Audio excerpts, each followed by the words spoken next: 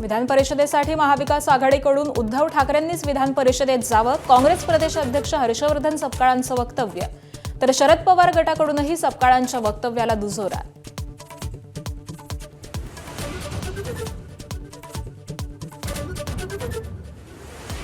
विधान परिषदेसाठी भाजपकडून 30 जणांची यादी दिल्लीच्या केंद्रीय नेतृत्वाला पाठवली. नव्या चेहऱ्यांना संधी देण्याचा निर्णय.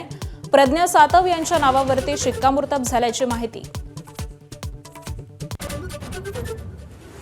राज्य सरकारी कर्मचाऱ्यांचा संप चौथ्या दिवशीही कायम. कर्मचाऱ्यांच्या अन्य मागण्यांसंदर्भात सरकारला सहानुभूती. मात्र सरकार जुन्या पेन्शनबाबत ठोस पावलं उचलत नसल्यानं कर्मचाऱ्यांचा संताप. शिवसेना आमदार संजय गायकवाडांविरोधात कोल्हापुरातील पोलीस ठाण्यात तक्रार. प्रकाशक प्रशांत आंबी यांना शिवीगाळ केली. तर आज शिवाजी कोण पुस्तकातील निवडक प्रकरणाचं जाहीर वाचन. 2029 मध्ये पवार विरुद्ध पवार लढाईचे रोहित पवारांचे संकेत. तर मीच बारामतीचा उमेदवार असावं ही जनतेची इच्छा. जय पवारांचं वक्तव्य. आत्ताच बोलण्याची गरज नाही, श्रीनिवास पवारांनी टोचले दोघांचे कान. रिक्षा टॅक्सी चालकांना मराठी सक्तीवरून शिवसेनेतच मतभेद. फेरविचार करा, संजय निरुपमांचं सरनाईकांना पत्र. तर निर्णयाचं श्रेय घेणाऱ्या मनसेचा सदावर्तेंच्या बैठकीत राडा. ठाण्यातील भोंदू कसिनो बाबाचा पर्दाफाश. एका अघोरी पूजेसाठी घ्यायचा कोट्यवधी रुपये. लोकांना लुटून कोट्यवधी रुपये गोव्यातील कसिनोमध्ये उडवायचा मंजुनाथ शेट्टी.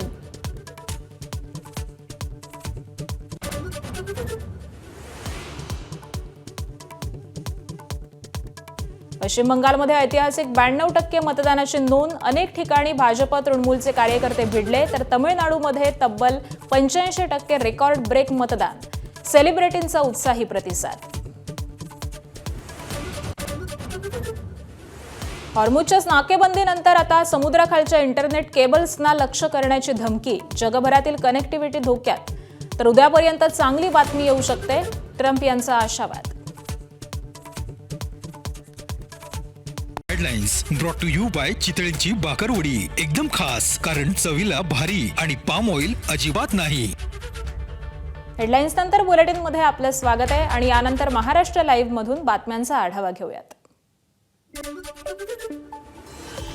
पश्चिम बंगाल विधानसभा निवडणुकीमध्ये ऐतिहासिक 92% मतदानाची नोंद झाली आहे. मतदानादरम्यान हिंसाचार, झटापट आणि दगडफेकीच्या अनेक घटना घडल्यात. मुर्शिदाबाद जिल्हा पुन्हा एकदा राजकीय हिंसाचारामुळे तापलाय. नौदा आणि रेजीनगर विधानसभा मतदारसंघामध्ये काल रात्री सुतळी बॉम्ब फेकण्यात आले आणि त्याचबरोबर अनेक ठिकाणी हिंसक झटापटी झाल्याची माहितीही समोर आली आहे.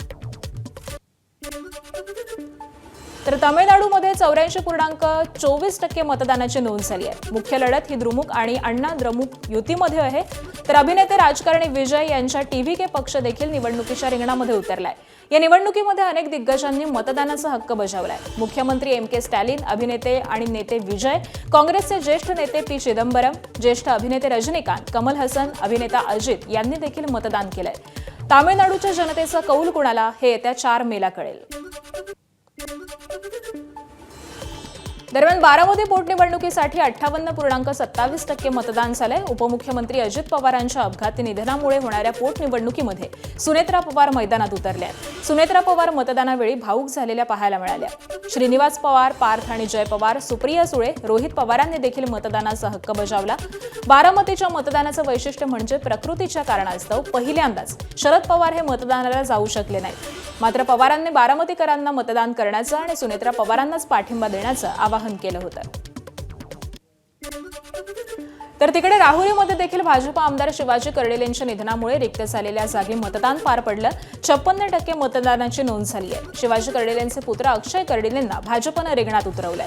कर्डिले आणि राष्ट्रवादी शरद पवार पक्षाचे उमेदवार गोविंद मोकाटे यांच्यामध्ये मुख्य लढत होणार आहे. तर शिवसेना ठाकरे गटाचे बंडखोर अपक्ष उमेदवार रावसाहेब खेवरे, वंचित बहुजन आघाडीचे संतोष चोळके आणि इतर अपक्ष 3 उमेदवार निवडणुकीमध्ये आहेत.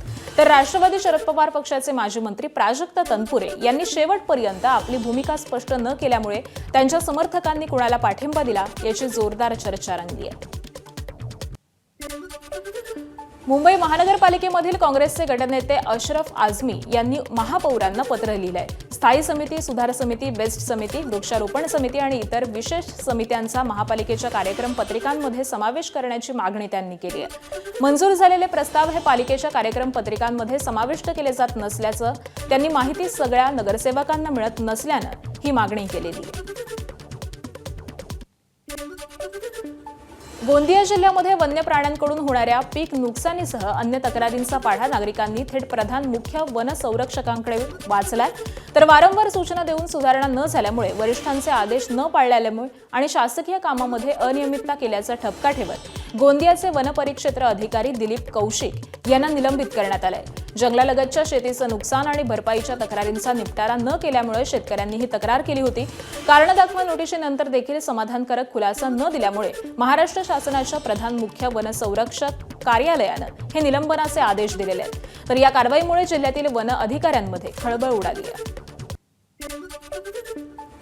अशोक खरात प्रकरणी ईडीकडून शिर्डीतील हॉटेल मेरी गोल्डचे मालक निलेश जपे यांची चौकशी करण्यात आली आहे. निलेश जपे यांच्या शिर्डीतील हॉटेल आणि कोपरगाव इथल्या घरी एकाच वेळी ईडीनं धाड टाकली आहे. तर निलेश जपे यांच्या Shri Sai power control private limited कंपनीमध्ये भोंदू खरातचे काही आर्थिक व्यवहार आहेत का याच्या चाचपणीसाठी देखील चौकशी केली गेली आहे. एकनाथ शिंदे, दीपक केसरकर, भोंदू अशोक खरात, दीपक लोंढे आणि निलेश जपेचा एक फोटो देखील याआधी समोर आलाय आणि त्यामुळे आता खरात प्रकरणी आणखी काय हाती लागतंय हे पाहावं लागेल. समता पतसंस्थेच्या संस्थापकाला भोंदू खरात प्रकरण हे भोवलंय. काका कोयटे यांनी राज्य पतसंस्था फेडरेशनच्या अध्यक्षपदाचा राजीनामा दिलाय.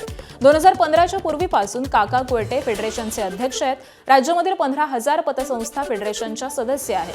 तर 6,000 सभासद असलेल्या फेडरेशनचे कोयटे अध्यक्ष होते.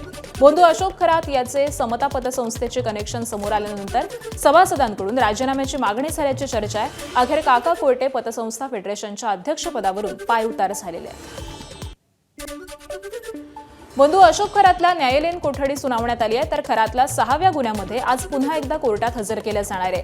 5व्या गुन्ह्यामध्ये दिलेली 5 दिवसांची पोलीस कोठडी ही संपत असल्यानं काल कोर्टामध्ये हजर केलं होतं. मृत्यूची भीती दाखवून महिलांवरील अत्याचार प्रकरणी हा गुन्हा दाखल करण्यात आलेला आहे. अहिल्यानगरच्या संगमनेरमधील भोंदू राजेंद्र गडगे याला पुन्हा 4 दिवसांची पोलीस कोठडी सुनावण्यात आली आहे. 27 एप्रिलपर्यंत पोलीस कोठडी देण्यात आली आहे. संगमनेर न्यायालयामध्ये आज त्याला हजर करण्यात आलेलं होतं. तर मंत्रतंत्रानं दुर्धर आजार बरे करण्याचा दावा करणारा हा भोंदू गजाआड झालेला आहे. 5 दिवसांची पोलीस कोठडी संपल्यानंतर आज पुन्हा कोर्टात हजर केलं जात असताना संगमनेर कोर्टानं पुन्हा 4 दिवसांची पोलीस कोठडी सुनावली आहे. गोरेगाव नेस्को ड्रग्ज पार्टी प्रकरणामध्ये एका महिलेला अटक करण्यात आली आहे. मुख्य आरोपी आयुष साहित्यकडून 933 ड्रग्जच्या गोळ्या ह्या जप्त करण्यात आल्या. तर जवळपास 15 लाख रुपये किमतीच्या या गोळ्या आहेत, अशी माहिती पोलीस उपायुक्त महेश शिमटे यांनी पत्रकार परिषदेमध्ये दिली आहे. पळ काढणाऱ्या आयुषनं पोलिसांची नाकेबंदी बघून ड्रग्जची 933 स्ट्रिप्स ही रस्त्यावरती फेकून दिलेल्या होत्या. तपासादरम्यान 11 आरोपितांना अटक केलेली आहे आणि सदर गुन्ह्याच्या तपासामध्ये जो सध्या स्थितीमध्ये आपल्याला जो आरोपी आहे आयुष साहित्य याच्याकडनं आपण काल तपासादरम्यान 435 ग्रॅमचे 933 पिल्स इक्स्टासीच्या आपण रिकवर केलेल्या आहेत. सदरच्या ज्या रिकव्हरी आहे त्या रिकव्हरीच्या अनुषंगाने आपण बाकी पुढचा जो तपास आहे तो तपास आपण करत आहोत.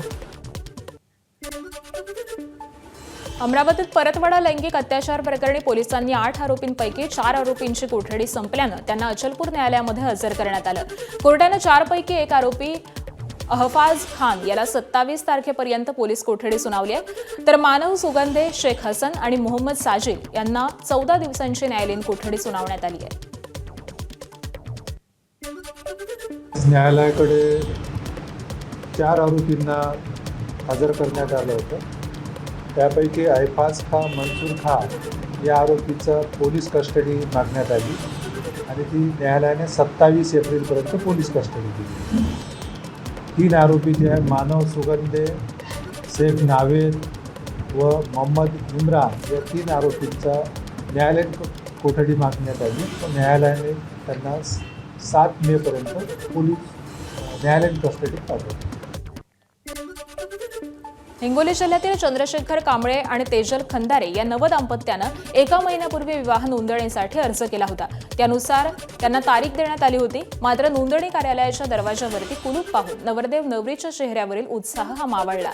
मागील 2 दिवसांपासून सुरू असलेल्या कर्मचाऱ्यांच्या बेमुदत संपामुळे निबंधक कार्यालय हे बंद असल्यामुळे काल विवाह नोंदणी होऊ शकली नाही. त्यामुळे या नवदाम्पत्यांना उन्हामध्ये तासनतास थांबण्याची वेळ आली आहे. संपामुळे नागरिकांची गैरसोय होत असून प्रशासनानं यावरती तातडीनं तोडगा काढण्याची मागणी नागरिकांकडून केली जाते. वाशिममध्ये महसूल कर्मचाऱ्यांच्या आंदोलनाचा मुद्रांक व्यवसायाला फटका बसलाय. जुनी पेन्शन नव्यानं लागू करण्याच्या मागणीसह इतर मागण्यांसाठी राज्यभरामधील सरकारी कर्मचाऱ्यांनी संप पुकारलाय. तर या संपाचे परिणाम दिसायला सुरुवात झाली आहे. महसूल विभागाचे कर्मचारी गेल्या 3 दिवसांपासून संपावरती गेल्यामुळे विविध सरकारी बँक शिक्षण कामाकरता लागणारं मुद्रांक हे मिळत नाहीये आणि त्यामुळे नागरिकांना अडचणींचा सामना करावा लागतोय. मुद्रांक मिळत नसल्यामुळे शासकीय कामांसह शैक्षणिक कामांवरती देखील परिणाम झालाय. बीडच्या अंबेजोगाईत परिचारिका सेवा संघ संपामध्ये सहभागी झाल्या. त्यामुळे रुग्णसेवेवरती परिणाम झालाय. स्वामी रामानंद तीर्थ शासकीय रुग्णालयामध्ये गेल्या 3 दिवसांपासून शासकीय कर्मचाऱ्यांचा संप सुरू आहे. आरोग्य सेवा विस्कळीत करणं आमचा उद्देश नाही, मात्र परिचारिकांचे रिक्त पदही तात्काळ भरावीत, पदोन्नती द्यावी. काही परिचारिका 15 वर्षांपेक्षा अधिक काळापासून सेवेत आहेत, त्यांना सेवेमध्ये नियमित करावं. या मागण्यांकडे सरकारनं लक्ष द्यावं अशी मागणी परिचारिकांनी केली आहे. प्रशासनाने ज्या जिव्हाळ्याच्या मागण्या आहेत त्या तात्काळ मान्य कराव्यात. कारण 97% परिचारिका या संपामध्ये उतरलेल्या आहेत. तर परिचारिकांचा कुठली रुग्णसेवा विस्कळीत करणे हा उद्देश नाही. आम्हाला लवकरात लवकर रुग्णसेवेमध्ये जायचे आहे. त्याकरिता प्रशासनाने पदाधिकाऱ्यांसोबत जी मीटिंग घेतलेली आहे त्याचे इतिवृत्त लवकरात लवकर द्यावे. जालना जिल्ह्यातील गुंडेवाडीत एक भावनिक आणि अनोखा उपक्रम समोर आलाय. वडिलांचं छत्र हरपल्यानंतर त्यांच्या आठवणी जपण्यासाठी 3 मुलांनी त्यांच्या स्मृतीत भव्य मंदिर उभारलंय. दिवंगत शांतीलाल झुंगे यांनी समाजकार्याच्या माध्यमामधून गाव आणि पंचक्रोशीमध्ये मोठा ठसा उमटवला होता. गोरगरिबांची सेवा करणाऱ्या त्यांच्या विचारांचा वारसा पुढच्या पिढ्यांपर्यंत पोहोचावा या उद्देशामधून हे मंदिर साकारण्यात आलंय. अत्यंत मजबूत दगडी बांधकामामधून उभारलेलं हे मंदिर वडिलांच्या समाजकार्याचा सन्मान असल्याचं मुलांचं म्हणणं आहे. त्याबरोबरच वडिलांच्या प्रेमापोटी उभारलेलं हे मंदिर सध्या जिल्ह्यामध्ये चर्चेचा विषय ठरत आहे. भंडाऱ्यातील शासकीय वैद्यकीय महाविद्यालयामध्ये धक्कादायक वास्तव समोर आलंय. एका गंभीर रुग्णाला नातेवाईकांनी स्ट्रेचरवरून एका वॉर्डमध्ये दुसऱ्या वॉर्डमध्ये हलवल्याचा संतापजनक प्रकार उघडकीस आलाय. तर या घटनेचा व्हिडिओ व्हायरल झालेला असून नागरिकांमधून तीव्र नाराजी व्यक्त होतीये. दरम्यान याबाबत विचारणा केली असता अधिष्ठानांनी मौन बाळगल्यानं प्रश्नचिन्ह उपस्थित होत आहे. राज्यभरातील तापमानामध्ये सध्या लक्षणीय वाढ झाल्याचं पाहायला मिळत आहे. अशामध्ये जळगाव शहरामध्ये तापमानाचा पारा 43 अंशांवरती पोहोचलाय. त्यामुळे नागरिक आता शीतपेयाचा आधार घेताना दिसून येत आहेत. गेल्या 2 ते 3 दिवसांपासून हवामान विभागानं उत्तर महाराष्ट्रामध्ये पावसाचा अंदाज वर्तवलेला होता. मात्र उष्णतेमुळे तापमानाचा पारा हा वाढतच चाललाय. दरम्यान हवामान विभागानं पुढील 4 दिवसांमध्ये अजून तापमान वाढणार असल्याचा अंदाज व्यक्त केलाय. त्यामुळे नागरिकांनी दुपारच्या वेळेमध्ये बाहेर पडू नये असं आवाहन प्रशासनाच्या वतीनं करण्यात येत आहे. वर्धा जिल्ह्यातील शाळांच्या वेळेमध्ये वाढत्या उष्णतेमुळे बदल करण्यात आलाय. विद्यार्थ्यांच्या आरोग्याच्या दृष्टीनं शाळांच्या वेळेमध्ये तात्पुरता बदल करण्याचे आदेश जिल्हा प्रशासनानं जारी केलेत. जिल्ह्यामधील प्राथमिक उच्च माध्यमिक शाळांना सकाळी 7 ते 10 या वेळेमध्येच वर्ग भरावेत अशा सूचना देण्यात आल्या. तर सदर आदेश हे पुढील सूचनेपर्यंत लागू राहणार असून सर्व संबंधितांना त्याची काटेकोर अंमलबजावणी करावी असं आवाहन जिल्हा परिषदेचे मुख्य कार्यकारी अधिकारी पराग सोमण यांनी दिले. वर्ध्यामध्ये वाढत्या उष्णतेचा परिणाम आता आरोग्य व्यवस्थेवरती देखील दिसू लागलाय. उष्णतेची लाट तीव्र होत असल्यानं जिल्हा सामान्य रुग्णालयामध्ये असलेल्या रक्तपेढीवरती परिणाम झालाय. उन्हाळ्यामुळे रक्तदात्यांच्या संख्येमध्ये घट झाली आहे. त्यामुळे रक्तपेढीमधील रक्तसाठा हा मर्यादित झालाय. इतकंच नाही तर शहरामधील सावंगी आणि सेवाग्राम या रुग्णालयामध्ये देखील रक्तपुरवठ्याची स्थिती ही चिंताजनक बनत असल्याची माहिती मिळते. मागील 15 दिवसापासून वाढलेला उन्हाचा पारा व गरमी याच्यामुळे रुग्णांना रक्ताची गरज भासणाऱ्या रुग्णांची संख्या दिवसेंदिवस वाढत आहे. परंतु उन्हामुळे सामाजिक संस्थे किंवा स्वयंस्फूर्तीने होणारे रक्तदान याची कमतरता होत आहे. सर्व जनतेला व अदर सोशल ऑर्गनायझेशन यांना विनंती करतो की अधिकाधिक लोकांनी रक्तदानासाठी स्वयंस्फूर्तीने पुढाकार घ्यावा. ठाणे रेल्वे स्टेशन परिसरामधील सॅटिस पुलावरती शिवशाही बसला भीषण आग लागली होती। या आगीमध्ये एका प्रवाशाच्या बॅगेमध्ये 3.5 तोळे सोनं होतं। ती बॅग सुद्धा जळाली। मात्र अग्निशमन दलानं आगीवरती नियंत्रण मिळवल्यानंतर प्रवाशाला त्याचं सोनं परत मिळालंय। दरम्यान शिवशाही बसला आग नक्की कशामुळे लागली याचं कारण अस्पष्ट आहे। मात्र चालकाच्या प्रसंगावधानामुळे बसमधील 15 ते 20 प्रवासी हे सुखरूप असल्याची माहिती आहे। चिपळूणमध्ये काल अवकाळी पावसानं जोरदार हजेरी लावली। विजांच्या गडगडाटासह जोरदार वाऱ्यासोबत पाऊस झाल्यामुळे शहरामध्ये गारवा निर्माण झालाय। अचानक आलेल्या पावसामुळे नागरिक आणि व्यापाऱ्यांची चांगलीच तारांबळ उडालेली होती। बाजारपेठेमध्ये काही काळ शुकशुकाट पाहायला मिळाला। रत्नागिरीमधील संगमेश्वर तालुक्यामध्ये विजांच्या कडकडाटासह अवकाळी पावसानं हजेरी लावली आहे। तुरळ इथं मेघगर्जनेसह जोरदार पावसाच्या सरी कोसळल्या। पावसामुळे मुंबई गोवा महामार्गावरची वाहतूक ही काही काळासाठी मंदावलेली होती।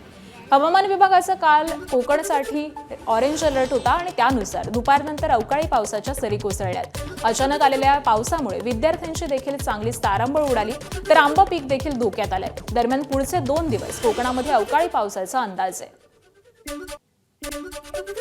बेळगाव शहर आणि परिसरामध्ये काल अवकाळी पावसानं हजेरी लावली आहे। सोसाट्याच्या वाऱ्यासह ढगांचा गडगडाट आणि मुसळधार पावसामुळे जनजीवन हे विस्कळीत झालं। पावसामुळे भाजीपाल्याचं मोठं नुकसान झालंय, तर लग्न सराईच्या पार्श्वभूमीवरती बाजारपेठेमध्ये खरेदीसाठी आलेल्या नागरिकांची देखील तारांबळ उडाली। बेळगाव शहरासह परिसरामध्ये वादळी वाऱ्यासह अवकाळी पावसानं जोरदार हजेरी लावली आहे। गेल्या 2 दिवसांपासून ढगाळ वातावरण असून पाऊस पडत नव्हता आणि त्यामुळे उकाडा हा प्रचंड वाढलेला होता। मात्र काल झालेल्या पावसामुळे उष्णतेनं हैराण झालेल्या नागरिकांना दिलासा मिळालाय। एकीकडे अचानक आलेल्या पावसामुळे बाजारातील भाजीपाल्याचं नुकसान झालंय, तर दुसरीकडे लग्न सराईमुळे बाजारपेठेत आलेल्या ग्राहकांची चांगलीच तारांबळ उडाली, तर विक्रेत्यांना देखील आपलं साहित्य वाचवण्यासाठी मोठी कसरत करावी लागली। गोंदिया जिल्ह्यातील आमगाव तालुक्यातल्या पिपरटोला या गावामध्ये पाण्याचा गंभीर प्रश्न निर्माण झालाय। गावामधील बोरवेल अनेक दिवसांपासून बंद असल्यामुळे नागरिकांना मोठ्या गैरसोयीला सामोरं जावं लागतंय, तर या गोष्टींकडे ग्रामपंचायत आणि पंचायत समिती जाणून बुजून दुर्लक्ष करत असल्याचा आरोप ग्रामपंचायत सदस्य सुनील गिरडकर यांनी केलाय। आणि त्यानंतर गिरडकर यांनी थेट आमगावची पंचायत समिती आमगाव गाठली आणि गट विकास अधिकाऱ्यांच्या केबिनसमोर बकेट आणि घागर ठेवून निषेध व्यक्त केला। मात्र त्यावेळी अधिकारी अनुपस्थित होते। दरम्यान आता तरी प्रशासनानं तातडीनं दखल घेऊन बोरवेल दुरुस्त करावी अशी नागरिकांनी मागणी केली आहे। अकोला जिल्ह्यातील पातूर तालुक्यातल्या उमरा गावामध्ये एका घराला आग लागल्याची घटना घडली आहे। या आगीमध्ये घरातील संपूर्ण संसार उपयोगी साहित्य, भांडी कुंडी आणि महत्त्वाची कागदपत्र जळून खाक झाली आहेत। आगीचं कारण स्पष्ट नसलं तरी गॅस सिलेंडर गळतीमुळे स्फोट होऊन आग लागल्याचा प्राथमिक अंदाज व्यक्त केला जातोय। 45 अंशांपर्यंत वाढलेल्या तापमानामुळे अशा घटनांमध्ये वाढ होत असल्याचं देखील समोर येत आहे। दरम्यान आगीमध्ये मोठं नुकसान झाल्यामुळे कुटुंबाकडून शासकीय मदतीची मागणी केली जाते। धान उत्पादक शेतकऱ्यांनी आधारभूत धान खरेदी केंद्रावरती धान विक्री केली आहे। खरीप हंगाम 2025-26 अंतर्गत भंडारा जिल्ह्यामध्ये 31 लाख क्विंटल धान खरेदी झाली आहे। मात्र 225 कोटी रुपयांचे चुकारे आणि धानाचा बोनस हा अद्यापही प्रलंबित आहे। त्यामुळे आक्रमक झालेल्या शेतकऱ्यांनी मागील 8 दिवसांपासून जिल्हाधिकारी कार्यालयासमोर साखळी उपोषण सुरू केलं होतं। अखेर जिल्हा पणन अधिकाऱ्यांनी शासनाकडे तातडीनं पाठपुरावा करून बोनस आणि चुकारे मिळवून देण्याचं आश्वासन दिलं। त्यानंतर 9 दिवसांनंतर हे आंदोलन मागे घेण्यात आलं।